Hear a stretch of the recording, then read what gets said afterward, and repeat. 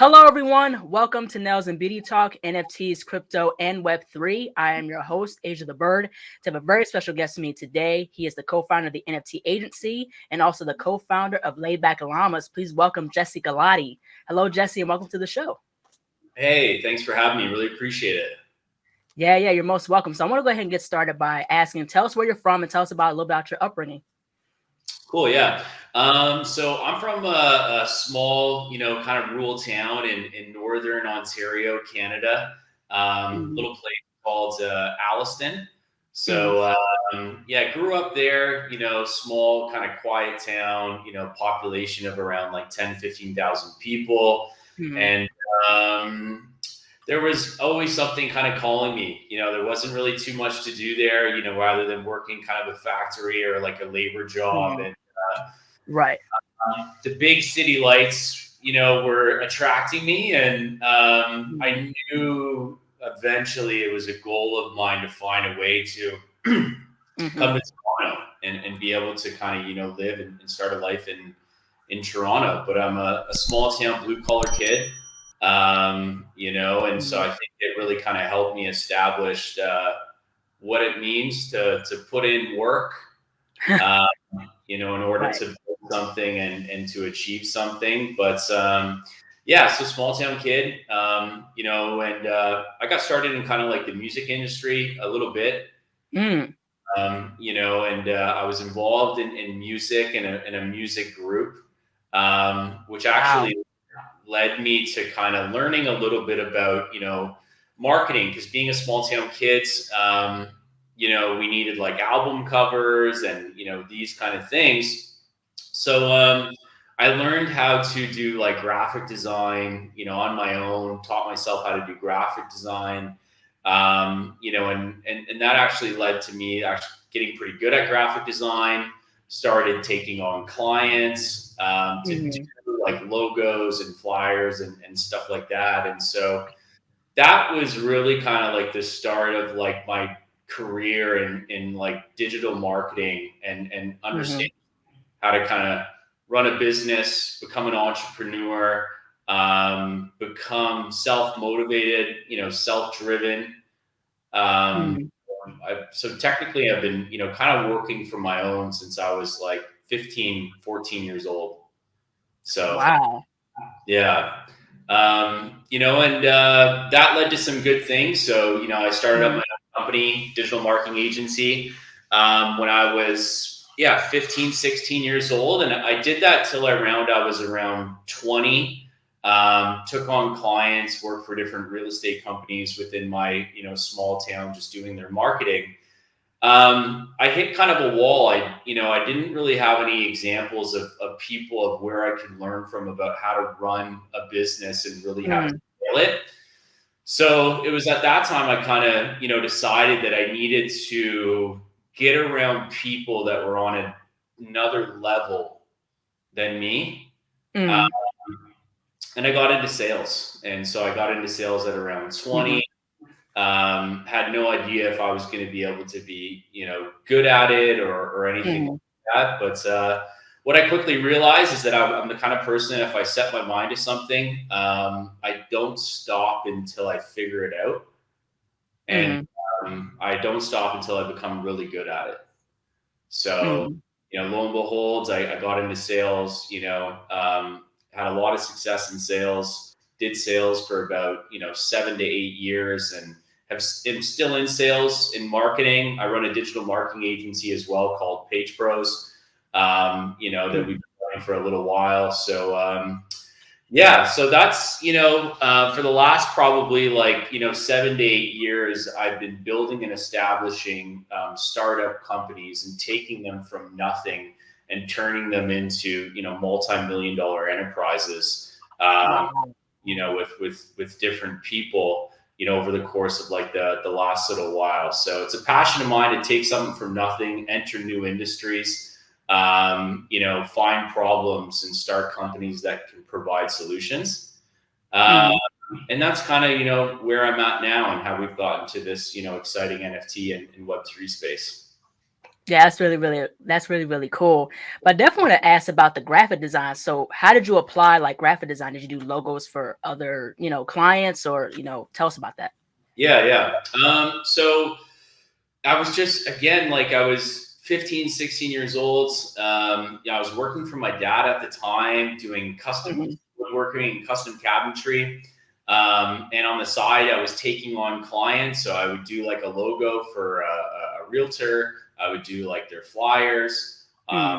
and that really kind of branched out, and word of mouth really got around that, I Hmm. was a graphic designer in my town. And that led Hmm. to working with some other bigger companies, at a young age. And I started to hire employees and photographers and web developers, literally just working out of my dad's basement.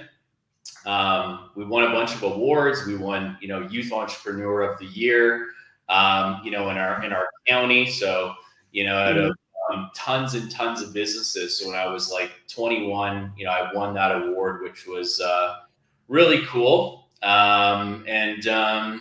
Yeah, so for me, that was, it really helped me develop an entrepreneurial mindset.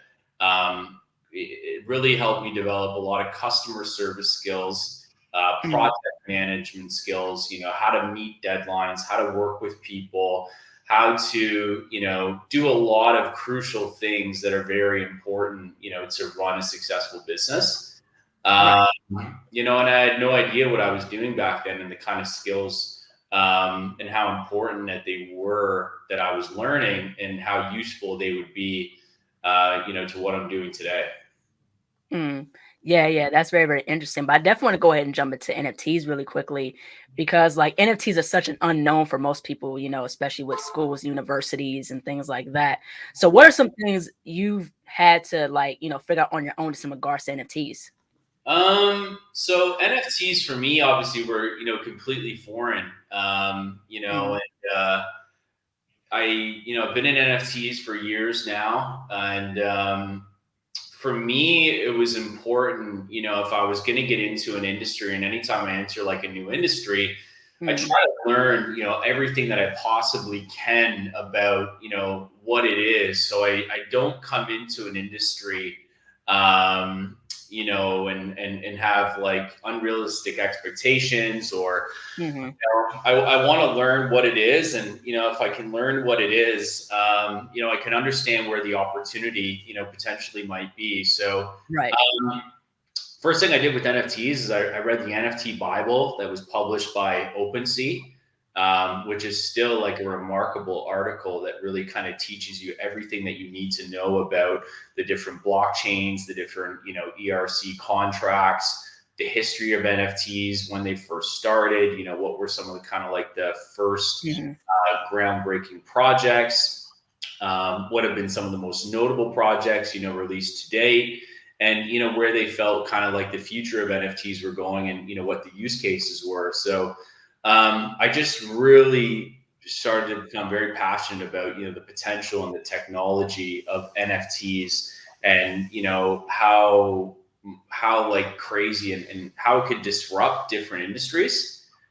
But had no idea, what we were doing, for the first 6 to 8 months of starting our company, the NFT Agency.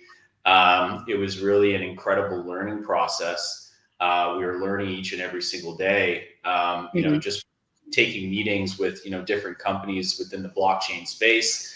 But Mhm. yeah, it was important that, I learned everything that I possibly could, about Mhm. blockchain and about the NFTs. And it really helped me. And Yeah, it was good. Mhm. Yeah, so you're also the co-founder of the NFT agency. So tell us about the NFT agency and how it stands out from all the other platforms. Yeah, so the NFT agency is honestly just it's a boutique company that serves as a bridge for companies or people that Mhm. want to come into the NFT space, whether they're like an artist or they're a brand, and they're interested in understanding about how, what they do could potentially have success in the NFT space.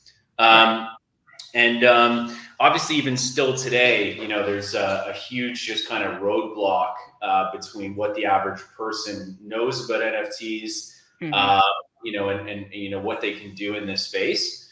So that's really kind of how we started.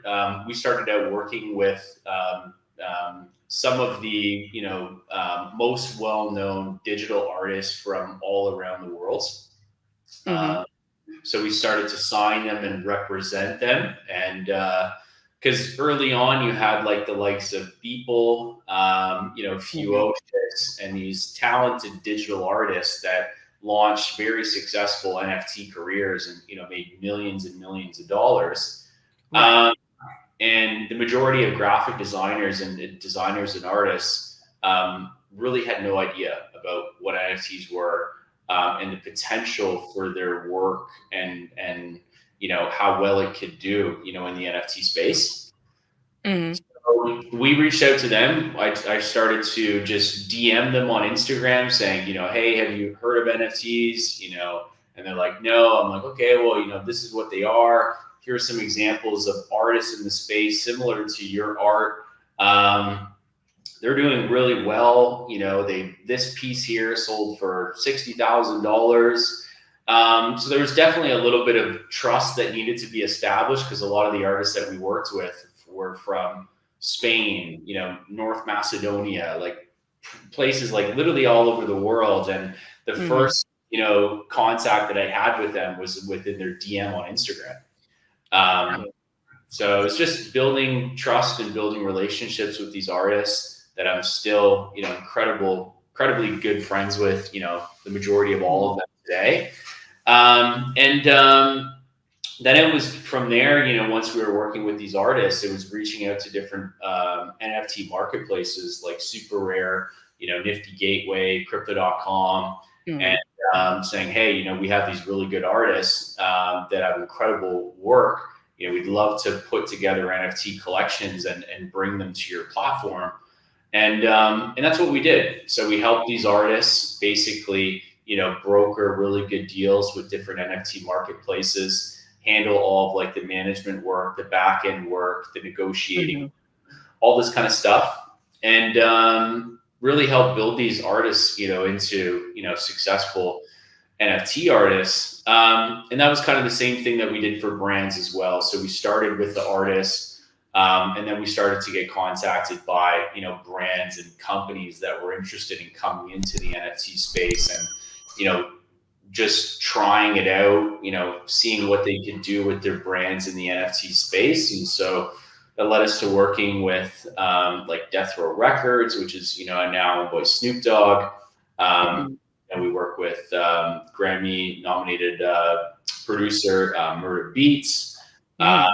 You know, we worked with Quiznos, Church's Chicken, a lot of different brands and artists where we've launched different NFT collections with, and have had a lot of success. So, yeah, and then that obviously has kind of led us into working with, you know, PFP projects like these guys. With llamas and different things. But we started out with working with artists, and then it led us into working with, you know, brands within the NFT space as well. Yeah, but I definitely want to go ahead and talk about BBC, because BBC, I remember in an interview you talked about the BBC wanting to work with you guys. And within your experience, why do you think, you know, such a huge corporation like BBC wanted to get involved with NFTs? And tell us also about the other big brands that wanted to work with, you know, NFTs. Yeah. Yeah, it was crazy. Honestly, we got an email from, you know, BBC one day, and, you know, I really had to kind of look at it like a bunch of times being like, you know, is this like the BBC? Like, you know, I'm like, wow, this is crazy. And, you know, I sent the email message to all of our partners, but, and this was early on. They were early on NFTs. So this was like way before Bored Apes and all this kind of stuff. They had reached out to us, and wanted to kind of explore the idea of launching BBC NFTs, whether it was, you know, through their TV shows or through their wildlife, you know, brands that they operate, which are like huge, like BBC Life is like Right. massive. They have millions and millions of views on YouTube and Instagram. And so we'd work with them and put together a lot of different plans and ideas that were really exciting. And a lot of other brands, like CNN and these kind of companies actually did the exact same things that, we had told them to do way later on. The biggest thing that we were running into at BBC is that they're a publicly funded company. And at that time, there was a huge kind of negative cloud about the environmental impact that crypto NFTs had. So that was kind of the things that, stalled BBC from getting into NFTs and crypto. But we had, 20 meetings with them, their whole entire marketing teams and direct everything like that. So we're still in touch with them and still in contact with them. And we'll probably do things with them in the future. But that was exciting. And that was, when our company was only like 3 months to 4 months old. And it really kind of gave me the motivation to say, okay, we're doing something, exciting here. There's definitely a lot of potential here. Let's keep building, let's keep working and see where this can go. So that then led us, to working with other brands and early on, I put a big focus on establishing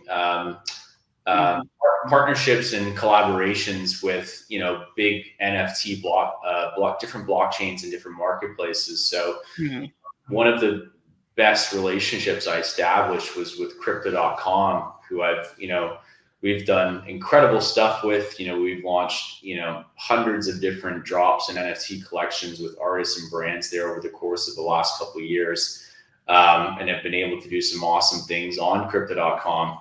And so, that's great. And even still today, I have a great relationship with Crypto.com and their NFT marketplace. But we did an NFT collection with Murder Beats. So Murder Beats is a well-known artist.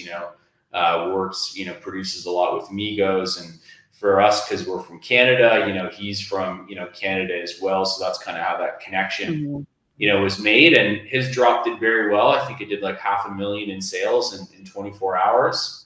We did a NFT collection with Quiznos and the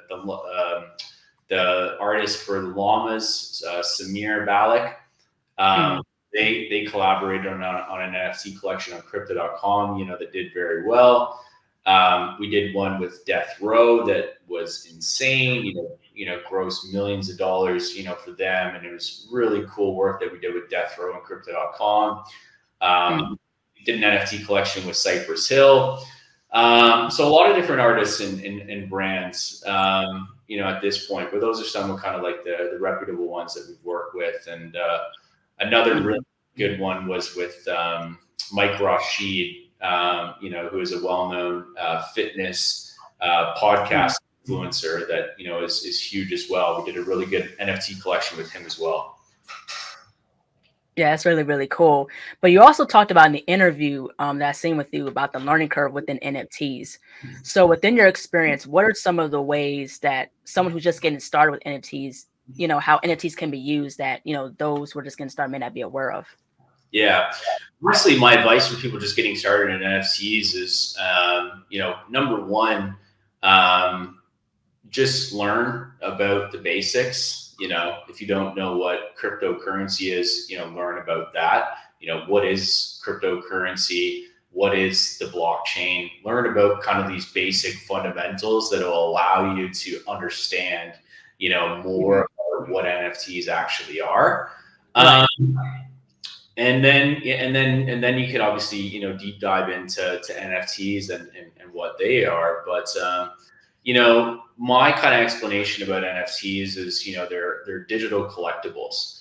And, the same way that you look at like, say a video game, and in your video game that you play, say like in Fortnite, you have these like skins and you have these like add-ons that you buy like in the game. The thing is, like, when you spend that money, the money is going to places like Sony, or it's going to, Fortnite. it's not, going to you or anything like that. So you're paying the money to upgrade your character to have a better game experience. What NFTs does is it provides ownership. So what we'll start seeing in, say, like NFTs and in gaming is that the character that you're playing with NFT gaming, you're actually going to be able to own that character, and it's going to be on chain. And so when you spend money to upgrade that character, ultimately what it's doing, it's increasing the value of that character that you're playing with. And the more time and energy that you pour into that character and the different ways that you complete levels and things like that, again, increases like the rarity and the value of that character.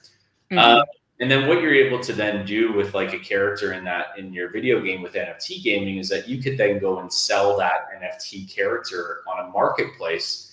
So all that money that you invested into the game to play it, to increase the value of the character, you can then sell it to someone that doesn't want to maybe spend the hundreds of hours to build that character up. They just want to buy it, right? So this is kind of how NFT starts to kind of change things and disrupt different industries. But ultimately what it's doing, it's providing, benefit for the user, through ownership. Because some kids play video games, spend thousands and thousands and thousands of dollars and hours and don't really get anything back from it. So, the difference now with blockchain is that could become an investment where the time and the money that you're pouring into this video game is making that character more valuable, and you could go sell it, for $10,000, $20,000, $30,000 or something like that. Wow, that's really, really cool. But I definitely want to talk more about the NFT agency. So you talked about on the website, it says for the NFT agency, it says a turnkey solution for creators entering the NFT marketplace. So can you tell us a little bit more how the NFT agency helps, new artists jump into the marketplace? Yeah. So basically, our goal with that is to allow artists to just continue being artists. It sucks to have to, if you're an artist and you're creating all the time, to also operate your business and manage it and deal with clients and deal with brands and these kind of things. It's stressful and it takes away the time that you could be doing what you love, which is, creating art. So, this is where we come in to say, hey, you keep doing what you're doing, keep creating art. We'll deal with the NFT marketplaces. We'll negotiate the best terms that we can get for you with these marketplaces. We'll handle all your marketing, your advertising, the timing, the scheduling, the contract development, the minting, all this kind of stuff. So we really become kind of like a touch and go, service that kind of does it all for an artist. So all an artist has to do is really say, yes, I'd like to work with you guys. I'd like to kind of open up my portfolio to allow you guys to, sell some of my work on chain, on the blockchain, and we do everything else. So we make it really easy for people to want to work with us because we do all the heavy lifting. We do, all that. But really what we're doing is, educating them as well and providing them with an opportunity to get further exposure for their art and allow them to expand in an industry that, they've not yet ventured into. Yeah, that's very, very interesting. But I definitely want to switch gears and talk about Back Llamas. So how did Back Llamas came to be and how long did it take in its creation? Yeah, so Back Llamas was actually, again, started out with this story here. So it was all started when, I saw our artist, Samir Balak, who is, now a really good friend of mine and, has been with the NFT agency for years now with how long we've been working together. But again, I saw his work on Instagram. I saw some of his 3D models and 3D renders and some of his work that he was doing. And, at that time, he only had 300 or 400 followers on Instagram. and his work was like really similar to some of the top selling NFT artists that I saw in the space. So I'm like, wow, like this guy is super talented. He's obviously, you know, not built up that much of a following right now and really kind of flying under the radar. So I hit him up and said, hey, you know, I'm massive fan of your work. You know, I love it. It's absolutely incredible. You know, this is what we do in NFTs and stuff. I'd love to have an opportunity to help you and work with you and bring you to the NFT space. I really feel that you would do very well. So, you know, again, this is how a lot of the relationships started with a lot of the artists who we work with. And that's what happened. So we started working on different NFT collections and different NFT drops. And, you know, we started to have like a lot of success and started to do very well. And then it was probably about 4 to 5 months into us working together that, you know, he sent me, you know, some of the first images of the laid back llamas. And me at that time, you know, this was like right around the time Bored Apes came out, similar time. And I couldn't understand it. I didn't really get, you know, the whole PFP avatar thing. I just couldn't grasp my head around like why someone would want, you know, this. I didn't get it. I understood like why someone would want to have like really cool art. So like you see these things on like my wall. Like I understood like why someone may want to have like a really cool piece of art on a digital screen. So I understood that. I didn't get the avatars. I didn't understand it. And obviously later on, you know, learning that, you know, really at its core, like what the NFT avatars represent is community. That's like one of the most valuable things, you know, part of all of this is the people that you meet and, you know, who you're able to work with and see. But he sent me these. I didn't get it. I didn't understand it. It took him about 2 months of, you know, to just, you know, keep sending it to me. And he finally sent me one character, which is the Emperor character in our Boss Llama collection. And if you look at him, he's like, he looks like out of like Game of Thrones or like Lord of the Rings. He's got this crazy pointy hat on. And it was right up kind of my alley. And, you know, when I saw that, something sparked and I'm like, wow, like this is cool. Like this is badass. Like, you know, something is here. So I started to kind of feel it. And I really liked it. And when I saw that character, I'm like, I have to have this. I want this. I don't know what it is. I don't really get it. I don't understand it. But I wanted that, you know, character. I wanted that Boss Llama, you know, to be mine. And then again, like with me, I get a really kind of addictive personality once I have my like sights set on something. So once I believe in something, I kind of block out. I get to work. I start learning, start researching, start building, start putting teams together. And that's it. And, you know, I don't stop until I kind of figure it out, until we kind of build some momentum. So, and that's what happened. So, you know, we started out, you know, I think he had first designed about 200 different, you know, llama characters. And, you know, we decided that we would pick 100 of the best characters out of that collection, which we would, you know, later call the Boss Llama collection, you know, which would be the Generation 1 Genesis collection of the Laid Back Llamas brand. And yeah, we put together a really good team, and just in terms of marketing and branding and everything like that. And, you know, executed the marketing very well, where we built up a lot of attention and excitement on Twitter. And people just loved, you know, the art. You know, they loved the llamas and, you know, what they looked like. And I think, you know, for me, you know, and when you look at a lot of stuff in the space, a lot of this stuff is like repeated. So like the 8 projects, And, you know, a lot of these different projects were repeated.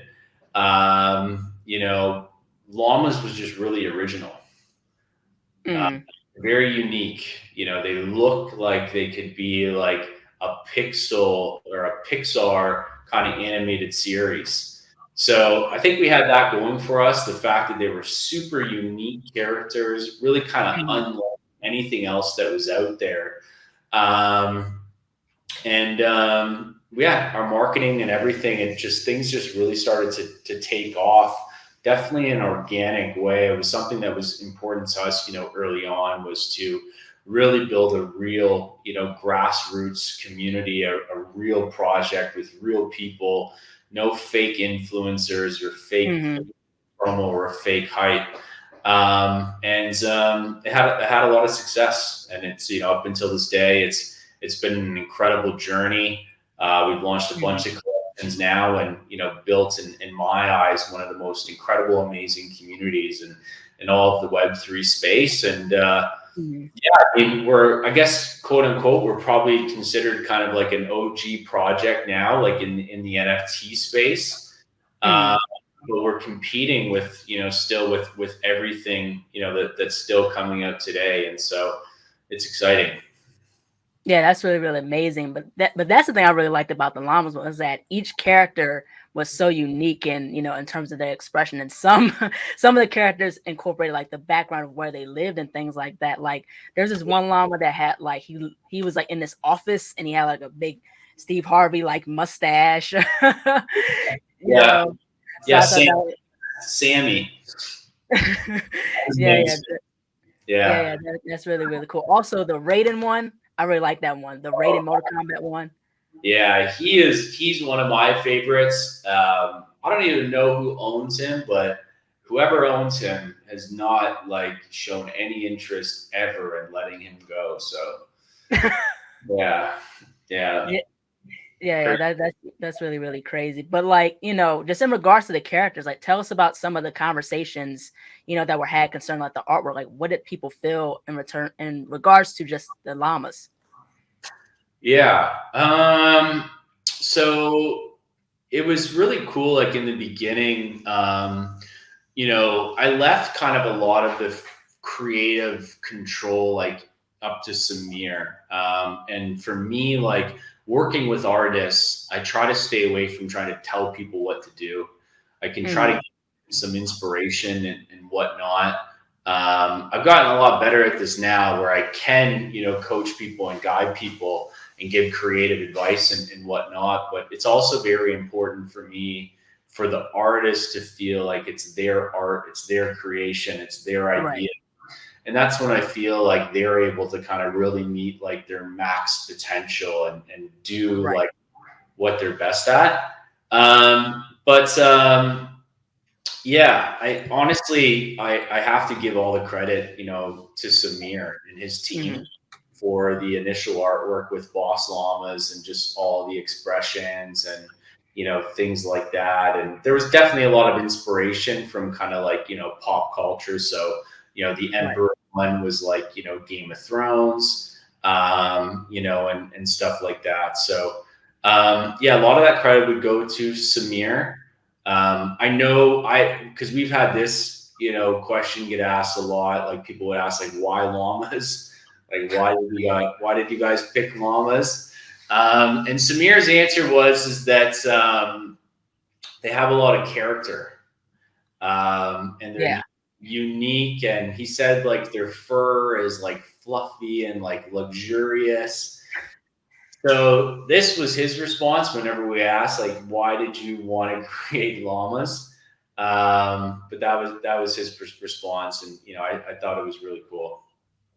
Yeah, that's really, really amazing. But I definitely want to really, you know, ask about in regards to the NFT holders, because one of the things that I found, it quoted each holder given ownership and commercial usage rights to their NFT. So to what degree are holders able to use their NFT? So say for instance, I buy a laid back llama and I wanted to put on a shirt, or I want to put on some mugs, you know, to kind of like sell. Like can they sell imprints of that artwork?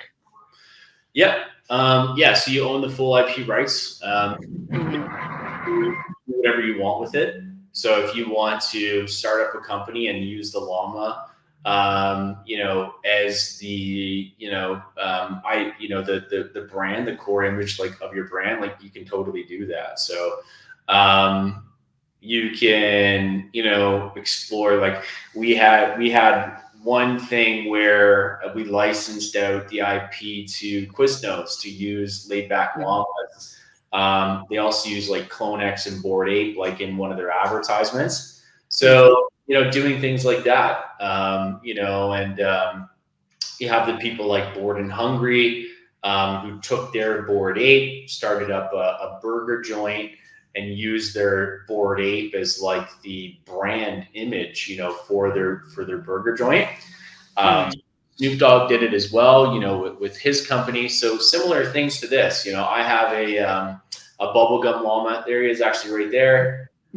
So that's, like, one of my favorite llamas. They call him Bubblegum Billy. I've had ideas of, starting up a bubblegum company, with him as, like, the core image and the core brand. So if someone else had something similar, in regards to laid back llamas, they could do that. And I think it's really cool because, starting out a business is hard. And one of the reasons why it is hard is because you don't have any customers. So when you're a part of this community that has thousands of people and thousands of holders, and if I was to start up, a bubblegum company of llamas, we have thousands of people in our community that love llamas. There's a good chance that a lot of those people would want to buy some llama bubblegum. So it allows you to kind of get a start, in your business and in your company, simply just by utilizing, the community and the brand. And that's exactly what happened with the Bored and Hungry company. They're one of the first companies that really explored using and utilizing the IP of Bored Ape, and they launched their burger joint, and every single Bored Ape person was excited about it and went there and checked it out. But everyone in the NFT space was like, wow, like, this is cool, what you could do with your NFTs. So but yeah, to answer your question, people are able to do whatever they want with it. When it comes to, say, starting up a business and being able to profit from it, you're able to do that. Yeah, that's really cool. But I definitely want to go ahead and ask, like, what's the difference in regards to, like, benefits, just in regards to someone holds, like, a lady llama character, or like a boss llama character, or like a regular llama character? Is there a difference? Yeah. So boss llamas have a lot of different, benefits to them. So because they're, more expensive and more kind of rare, that's the reason why they are more expensive, just because they're more rare. There's a lot of different things that we've done. So boss llamas, if you held a boss llama, you were given a laid back llama and lady llama for free. So you're for free.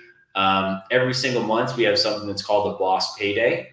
So you base two boss llama holders share a percentage of the secondary sales of laid back llamas and lady llamas. We paid out, thousands and thousands of dollars to a few people every single month, that win. So we'll do a draw. And lately what's been happening is it started out with two people getting 2.5 Ethereum each, which was, like, crazy. That was like $10,000 each, back then, which like 9 months ago. And then what happened was, every month now, holders will get a percentage of the profits from that. We just released a sandbox avatar collection for boss llamas. So they're going to be able to use these sandbox avatars in the actual sandbox metaverse video game. We airdrops those to boss llama holders for free.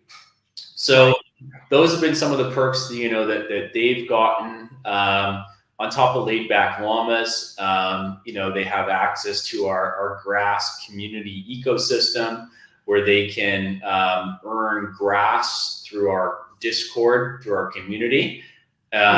simply just by holding, and you can earn grass by like playing video games, just being active, being a good supportive member. And then you can go and redeem that grass for laid back llama NFTs or laid back lady llama NFTs. There's Apple Watches in there. There's PS5 in there. There's lots of cool prizes that, both laid back llama and lady llama holders are able to redeem.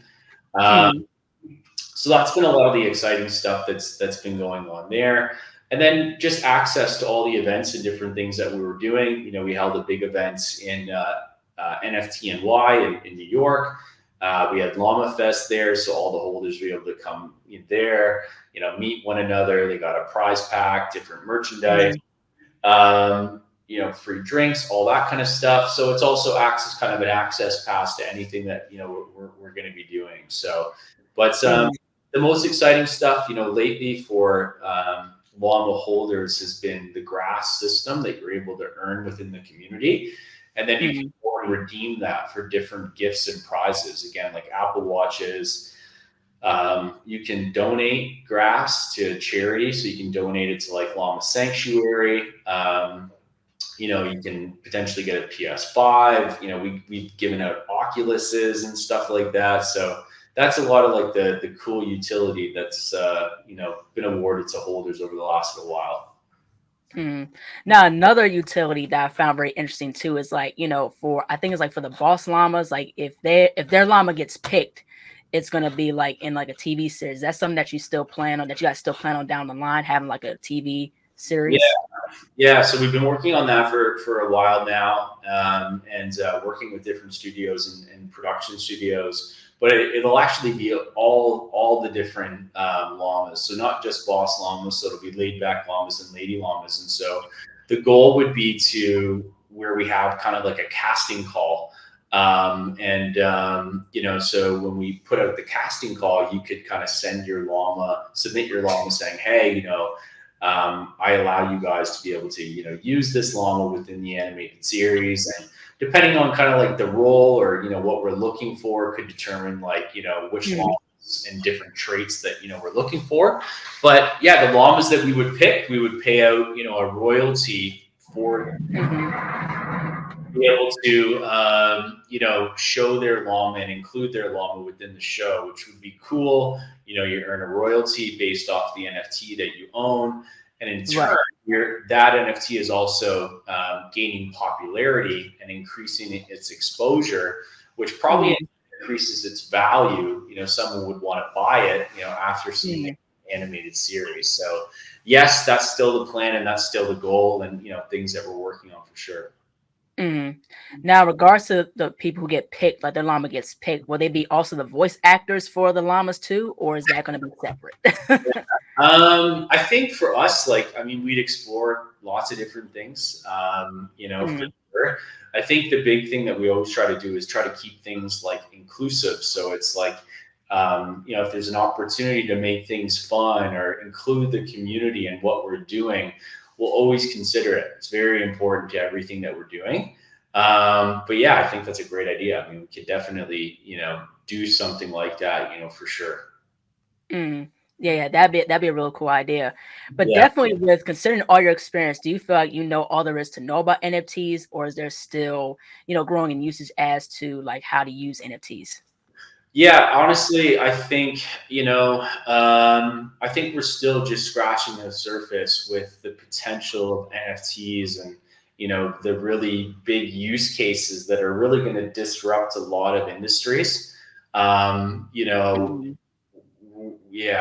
We're still so early. Just the potential for the technology and the utility and how much it's going to disrupt different industries, over the course of the next, 5 to 10 years. I truly believe a lot of industries are going to be completely disrupted by NFTs and blockchain.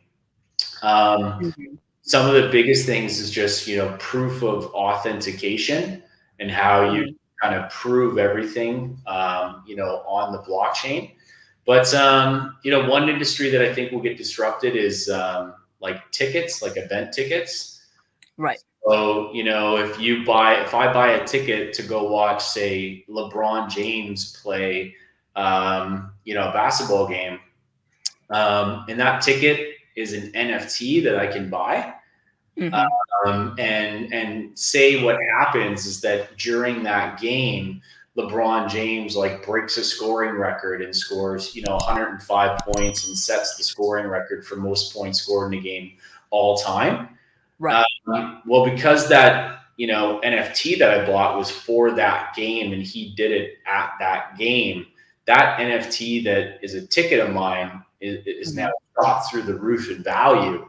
And I can go then sell that ticket, to someone. So I think that these are a lot of the different kind of use cases and industries that are going to get disrupted, from NFTs and blockchain. But, I know a lot about NFTs and blockchain, but I think each and every single day, there's more and more companies and people exploring like the potential of blockchain and NFTs. And I think right now during these kind of downtimes in the markets, it's the best, place to begin building. Because, when things get back to normal and when the bull market starts to happen, if what you were doing was building during these times and establishing yourself, you should do very well, when things get back to normal. Yeah, right, exactly.